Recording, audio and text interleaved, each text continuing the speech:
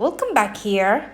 Kali ini kita akan membahas tugas ruang kolaborasi budaya positif modul 1.4 analisis studi kasus. Karena pada tugas ini terdapat 4 kasus yang harus dianalisis. Berikut adalah hasil diskusi kami. Materi kasus pertama, Santi tidak dapat mengajar sehingga harus digantikan oleh guru pengganti yang bernama Ibu Eni. Pembelajaran berlangsung, dapat 2 siswa yang buat masalah sehingga mendapatkan penanganan khusus dari Ibu Santi. Soal pertama adalah, dalam kasus di atas, langkah-langkah restitusi apa saja yang sudah dijalankan oleh Ibu Santi? Kasus-kasus ini menggunakan segitiga restitusi untuk menangani siswa. Pertama adalah menstabilkan identitas. Bagian pertama, Ibu Santi tidak menstabilkan identitas. Memanggil Fitri dan Natalia untuk menanyakan apakah mereka bersedia memperbaiki masalahan dengan Ibu Eni. Yang kedua adalah validasi tindakan yang salah. Itu Ibu Santi mengatakan tindakan itu atau tindakan meminta maaf saja dilakukan bila mereka sungguh-sungguh minta maaf. Yang kedua, apa yang bisa dilakukan untuk mengganti rasa tidak hormat kepada Ibu Eni. Yang ketiga adalah menanyakan keyakinan. Apa yang mereka bisa lakukan untuk memperbaiki masalah?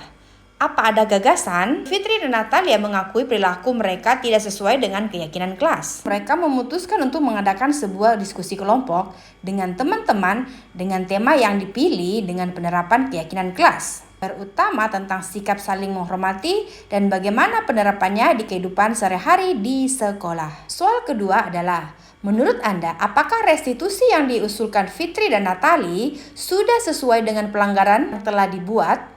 Apakah langkah-langkah restitusi yang telah diusulkan mereka? Menurut kami, restitusi yang diusulkan Fitri dan Natali sudah sesuai dengan pelanggaran, yaitu dengan cara meminta maaf dan diskusi dengan teman kelas, lalu mengusulkan untuk membuat keyakinan kelas, untuk sikap saling hormat dan penerapannya sehari-hari di sekolah.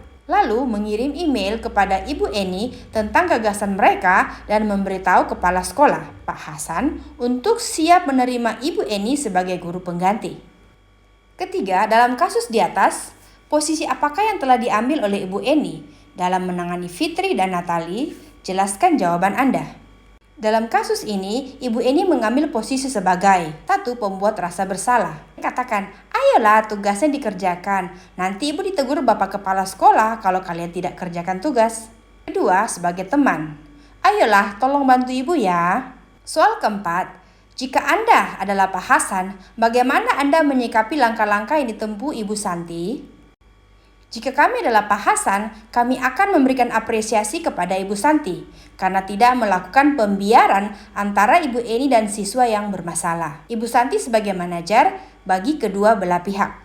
Refleksi, dari kasus 1, kami berpendapat bahwa menstabilkan identitas adalah kegiatan untuk mendorong siswa untuk berefleksi bahwa tindakan siswa salah. Dalam hal ini, kita sebagai pendidik sangat perlu melakukan refleksi akan setiap tindakan keliru yang dilakukan oleh siswa. Tujuannya adalah untuk mengajak siswa menyadari bahwa hal keliru yang telah mereka lakukan tidaklah benar. Atau dengan kata lain, guru sangat perlu belajar bagaimana caranya mendorong siswa untuk mampu membuat siswa sadar secara alamiah tanpa campur tangan orang lain atau dalam hal ini tanpa campur tangan guru. Mengapa? Supaya siswa mampu menyadari konsekuensi akan tindakan yang akan mereka lakukan. Jika hal demikian sering ditanamkan, maka siswa akan memiliki rasa empati yang tinggi terhadap orang lain dan tidak mudah menyakiti orang lain pula. Dari kasus 1 ini, Ibu Santi tidak menerapkan langkah ini dengan baik. Namun sebaiknya dilakukan agar siswa bisa memikirkan resiko akan setiap tindakannya secara mandiri. Kasus ini sebaiknya sekolah mengadakan pertama, kegiatan rutin seperti ibadah bersama, Jumat bersih, dan lain-lain yang mana didampingi oleh guru secara bergantian. Tujuannya agar semua guru dapat dikenal atau familiar bagi semua siswa, sehingga siswa dapat menerima siapapun yang mendampingi atau mengajar mereka. Kedua, proses pembelajaran adalah hal yang paling penting dalam kegiatan belajar mengajar atau KBM. Oleh karena itu, saat pembelajaran berlangsung, guru harus fokus dengan perilaku siswa. Saat proses KBM atau kegiatan belajar mengajar, akan nampak karakter siswa yang mana disitulah momen paling penting untuk ditanamkan rasa saling menghargai dan saling menghormati antar sesama. Oleh karena itu, kepala sekolah melalui wakil kepala sekolah bagian kurikulum perlu mengadakan pelatihan atau pertemuan akan membahas pentingnya melihat perkembangan siswa.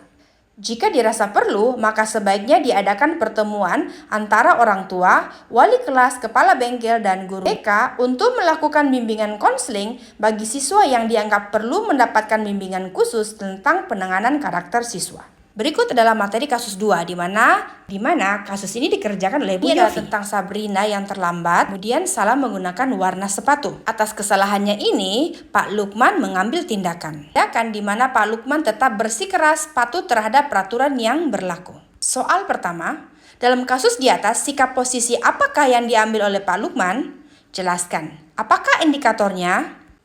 Sikap posisi kontrol yang diambil oleh Pak Lukman yaitu penghukum. 2. Pak Lukman mengambil posisi seorang manajer.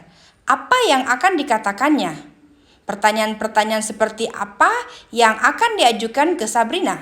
Jelaskan. Jika Pak Lukman mengambil posisi sebagai manajer, maka Pak Lukman akan mengatakan dan menanyakan seperti ini. Pertama, Bapak tahu memakai sepatu berwarna coklat mungkin lebih menarik. Tetapi apakah kamu mengetahui bahwa hari ini seharusnya menggunakan sepatu berwarna hitam? Jika Pak Lukman menanyakan hal demikian berarti masuk pada tahap menstabilkan identitas. Kedua, jika kamu meyakini bahwa memakai sepatu tidak sesuai dengan seragam warna sepatu seperti yang kamu lakukan hari ini, apakah di hari-hari berikutnya kamu bersedia memperbaikinya? Jika Pak Lukman menanyakan hal demikian berarti Pak Lukman masuk pada tahap validasi tindakan yang salah. Ketiga, apa yang kamu yakini dari kesepakatan kelas? Jika Pak Lukman menanyakan demikian, maka Pak Lukman masuk pada tahap menanyakan keyakinan. Soal nomor 3. Kira-kira bila Anda adalah seorang kepala sekolah, nilai kebajikan apa yang ingin dituju oleh peraturan harus berwarna hitam? Sebagai kepala sekolah, nilai kebajikan yang ingin kami tuju yaitu: pertama, disiplin, kedua, tanggung jawab,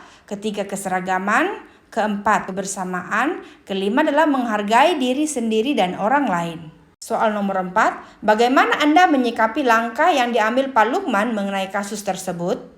Tidak setuju dengan apa yang dilakukan oleh Pak Lukman karena dengan pemberian hukuman itu dapat menimbulkan rasa malu, benci, dan dendam, bisa mengganggu psikis Sabrina karena merasa malu seharian di sekolah dengan tidak menggunakan sepatu sehingga hanya berdiam diri di kelas. Sebagai seorang kepala sekolah, tentunya kami akan melakukan pendekatan dengan Pak Lukman, menanyakan alasan apa yang membuat sehingga Pak Lukman memberikan hukuman seperti itu kepada Sabrina. Setelah itu kami memberikan masukan atau pemahaman kepada Pak Lukman terkait 5 sisi kontrol dan segitiga restitusi dan berharap agar Pak Lukman bisa melakukan yang terbaik. Setelah itu kami akan menyarankan Pak Lukman untuk mengikuti calon guru penggerak. Apa yang dilakukan oleh Sabrina memang salah. Sabrina tidak mematuhi peraturan sekolah karena bangun terlambat dan terburu-buru ke sekolah. Namun tindakan yang diambil oleh Pak Lukman untuk menangani masalah yang dilakukan oleh Sabrina tidak sesuai. Pak Lukman seharusnya memposisikan dirinya dengan menerapkan segitiga restitusi, sehingga tidak menimbulkan luka atau mengganggu psikis dari Sabrina dan juga bisa berdampak positif kepada Sabrina. Diharapkan dengan menerapkan segitiga restitusi, maka Sabrina akan menyadari kesalahannya dan dapat memperbaiki kesalahannya di waktu mendatang. Sebagai guru, kami terkadang bertindak seperti Pak Lukman, namun dengan mempelajari posisi kontrol dan segitiga restitusi yang mana dapat menciptakan suasana yang positif, saya berharap dapat menerapkan hal-hal tersebut dalam kehidupan sehari-hari, terutama di lingkungan sekolah. Berikut adalah materi kasus 3 yang mana kasus ini dikerjakan oleh Ibu Joyce. Kasus ini tentang Fajar yang hanya tidur-tiduran pada saat Ibu Dani sedang menjelaskan pelajaran bahasa Inggris. Soal pertama, posisi kontrol apa yang diambil oleh Ibu Dani dalam pendekatannya kepada Fajar? Posisi kontrol Ibu Dani adalah membuat rasa bersalah. 2. Membaca sikap Fajar, kira-kira kebutuhan apa yang diperlukan oleh Fajar? Kebutuhan yang diperlukan oleh Fajar adalah cinta kasih sayang dan rasa diterima serta kebebasan dan kesenangan. Soal nomor 3, bila mana Ibu Dani mengambil posisi pemantau, apa yang akan dilakukan atau dikatakan olehnya? Pertanyaan-pertanyaan seperti apa yang akan diajukan? Jelaskan. Yang dilakukan Bu Dani sebagai pemantau adalah membuat catatan dan jurnal, juga observasi sebagai bukti autentik perkembangan belajar Fajar. Kedua, mengajukan pertanyaan. Fajar, ibu lihat kamu tidak memperhatikan pelajaran ibu dan kurang semangat belajar. Ketiga, membuat keyakinan kelas yang baru untuk mata pelajaran bahasa Inggris bersama siswa berkaitan keaktifan belajar serta konsekuensi yang diterima apabila tidak sesuai dengan peraturan. Soal keempat, apabila Anda adalah kepala sekolah di sekolah Fajar dan mengetahui hal ini, bagaimana tindak lanjut Anda? Sebagai kepala sekolah, saya akan mengajak Bu Dani untuk berdiskusi masalah Fajar. Kemudian saya akan sarankan Bu Dani untuk berkoordinasi dengan wali kelas jika diperlukan, memanggil orang tua dari Fajar dan guru mata pelajaran yang lain. Apakah Fajar juga terjadi di mata pelajaran yang lain? Kemudian melakukan pendekatan personal kepada Fajar dengan mengajaknya untuk menceritakan apa penyebab dia bersikap seperti demikian. Berikut adalah kasus 4 di mana kasus ini dikerjakan oleh Ibu Yofi. Ini adalah permasalahan Anto dan Dino yang sedang asik bermain basket. Namun tiba-tiba mereka saling beradu mulut sehingga mengadakan adu kontak fisik. Akhirnya mereka dibawa ruang kepala sekolah oleh guru piket. Pertanyaan pertama, posisi kontrol apa yang telah dipraktikkan oleh kepala sekolah Ibu Suti?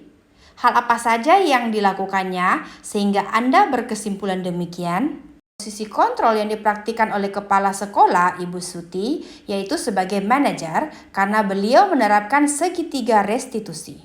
Kedua, dalam kasus tersebut bagaimana Dino dikuatkan? Bagaimana Anto dikuatkan oleh Ibu Suti? Dino dikuatkan dengan cara Ibu Suti mengatakan bahwa membuat kesalahan adalah hal-hal manusiawi dan mempertahankan diri ada hal yang paling penting. Sedangkan Anto dikuatkan dengan Ibu Suti meminta Dino untuk memikirkan langkah apa yang dapat dilakukan Dino sebagai bentuk tanggung jawab kepada Anto. Kedua, kira-kira nilai kebajikan atau keyakinan sekolah apa yang dituju dalam kasus tersebut? Jelaskan. Nilai-nilai yang dituju dalam kasus tersebut adalah: pertama, tanggung jawab, kedua, menghargai, ketiga, menerima saran orang lain. Karena pada kasus tersebut, Ibu Suti mengajarkan dan menumbuhkan rasa tanggung jawab dari diri Dino. Ibu Suti juga menghargai Dino dan Anto. Tergambar dari Ibu Suti yang bersedia menanyakan dan mendengarkan apa yang disampaikan oleh Dino dan Anto. Dino mencerminkan nilai kebajikan menerima saran orang lain. Dia mau untuk menerima saran Ibu Suti untuk mempertanggungjawabkan apa yang dia lakukan terhadap Anto dengan cara bersedia diajari cara menjahit oleh Pak Irfan. Kami seringkali menghadapi murid seperti Dino dan Anto. Secara umum, kami mengambil posisi kontrol sebagai manajer dengan menerapkan segitiga restitusi. Dengan mengambil posisi kontrol yang tepat dan penerapan segitiga restitusi, maka kita sebagai guru dapat menyelesaikan masalah dengan memperhatikan atau menjaga perasaan murid. Hal tersebut dapat mengajarkan murid tentang nilai-nilai kebajikan yang harus dipegang sebagai pedoman dalam kehidupan. Demikianlah hasil analisis diskusi kami. Semoga bermanfaat. Tetap semangat!